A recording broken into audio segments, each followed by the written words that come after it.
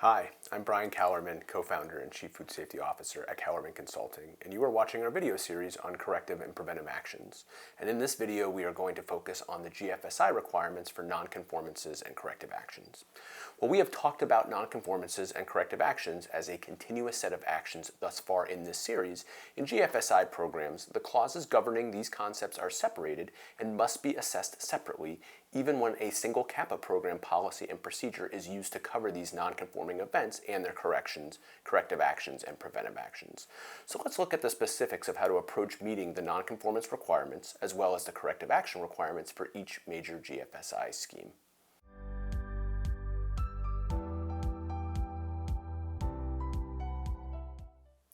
GFSI is the Global Food Safety Initiative, an international organization that publishes requirements for food safety programs to adopt when those safety programs want to be benchmarked to GFSI. Since all food safety programs must have some basic controls over the safety of the food or food packaging produced, each of the major GFSI programs, SQF, BRC, FSSC 22000, or Primus GFS programs, all have elaborate requirements for nonconformances, corrections, corrective actions, and preventive actions. Even if you do not currently run a GFSI program at your facility, or if you are considering what it means to have a high-level safety and quality program that contains a nonconformance and CAPA program in your facility, hopefully you will still find this presentation to be valuable.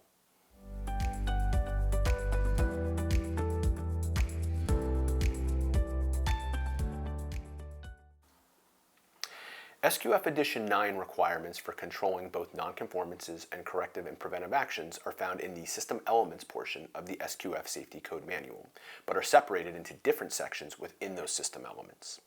Nonconformances for product and equipment are found in Clause 2.4.5 for manufacturing sites or in 2.4.4 for storage and distribution sites as part of the safety system. If you are running an SQF Quality Code compliant system, the section is 2.4.5 in the SQF Quality Code Manual.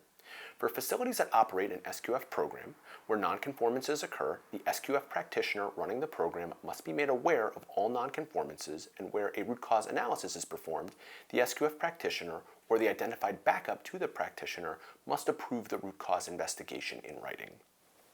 The SQF practitioner and the backup are expected to have undergone food safety training through a HACCP training course, as well as PCQI food safety training in FSMA compliant facilities to qualify them to oversee the nonconformances in the facility. In all cases, the food safety trained person or persons must oversee the document-controlled nonconformance reports, or at a minimum review those nonconformance records and sign and date them.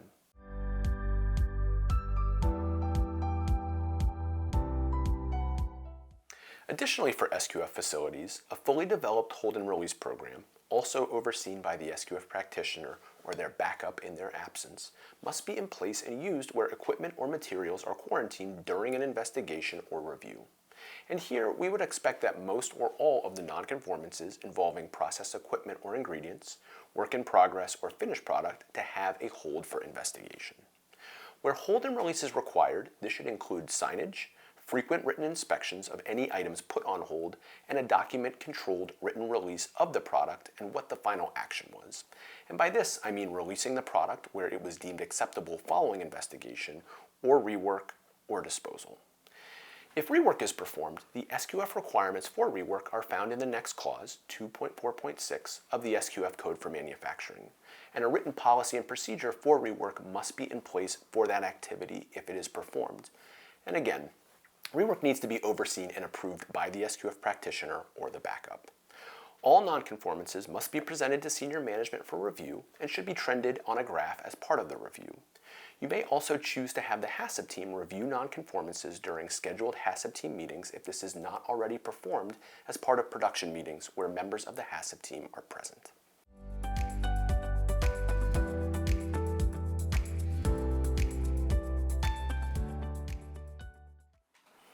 Corrective action and preventive action requirements in an SQF program are found in Section 2.5.3 as part of the SQF System Verification Program.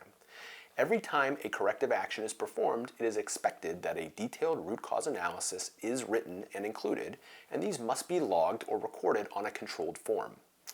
all corrective actions and any preventive actions that are performed, not just those for key metrics, must be presented to senior management for signed and dated review and should be trended on a graph as part of the review. You may also choose to have the HACCP team review corrective actions and preventive actions during those scheduled HACCP team meetings, or as part of production meetings where members of the HACCP team are present.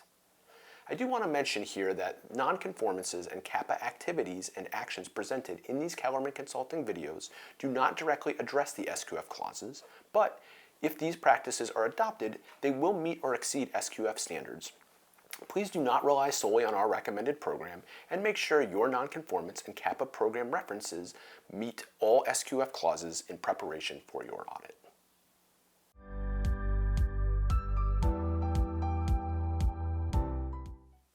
For BRC programs, the requirements in Issue 8 for your CAPA program are found in Section 3.7 and are starred as a fundamental, which means you must have a fully developed program in place. Failure to have a fully developed CAPA program may result in automatic failure of the BRC audit. Training requirements for a BRC safety lead are going to start with HACCP training and include PCQI training for FDA-regulated facilities. Beyond that, the leader of the BRC program is going to need to demonstrate expertise and knowledge both during the audit and through the nonconformance investigations and corrective action activities reviewed. BRC programs are expected to document safety and quality nonconformances, so in essence, anything out of place or not as specified in operation should be treated as a nonconforming event and should be documented along with a root cause investigation.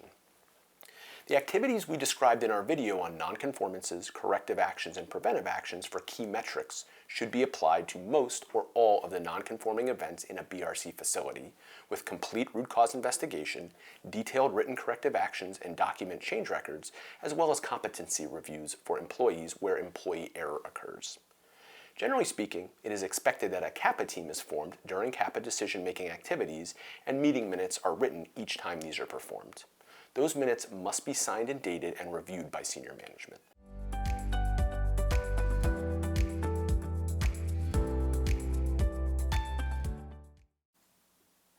For FSSC 22000 programs, the ISO 22000 Food Safety Manual addresses corrections in Section 8.9.2 and corrective actions in 8.9.3. ISO requires the implementation of operational prerequisite programs, or OPRPs, to the system, in addition to critical control points, or CCPs, and in both of these, any corrections or corrective actions must be treated as key metrics. Additionally, for all FSSC 22000 programs, the core concept of communication must be clearly applied to corrections and corrective actions. Communication here is going to be documented trainings for internal personnel or documented trainings at facilities performing outsource work, and written communication for suppliers, customers, and other stakeholders where corrections or corrective actions are involved in those entities. We would also expect to see competency and post-training assessments of employees each time changes to the system are made as part of corrective actions.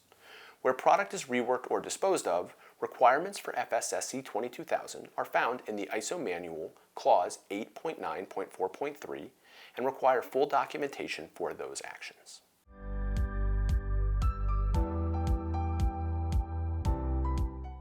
FSSC 22000 does not use the terminology of CAPA, and no direct references to preventive actions are found in the ISO 22000 manual.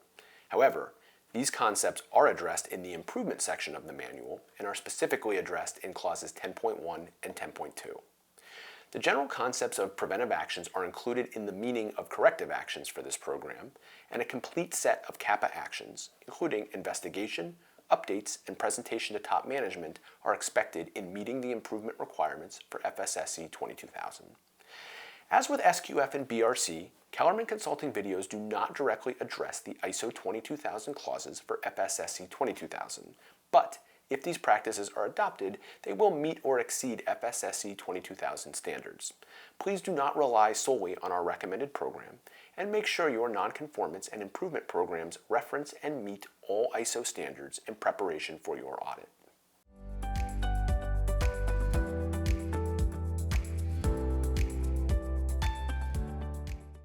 For Primus GFS, Section 1.03.1 2.04 of Module 1 requires a procedure for corrective actions as well as a Notice of Unusual Occurrences and Corrective Actions Log, or NUOCA, as part of the communication of corrective actions on the agricultural site.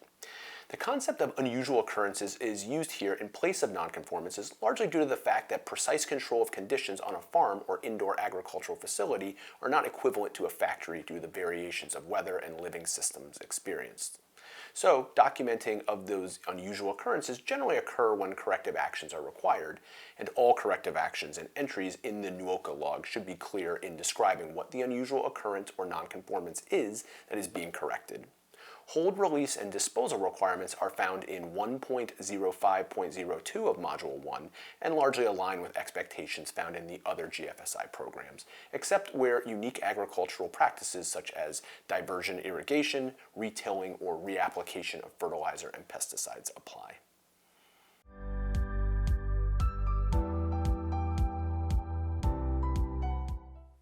Primus GFS does use the concept of nonconformances in the inner GMP modules where it applies to workers, and all instances of these nonconformances should include retraining and disciplinary actions where required.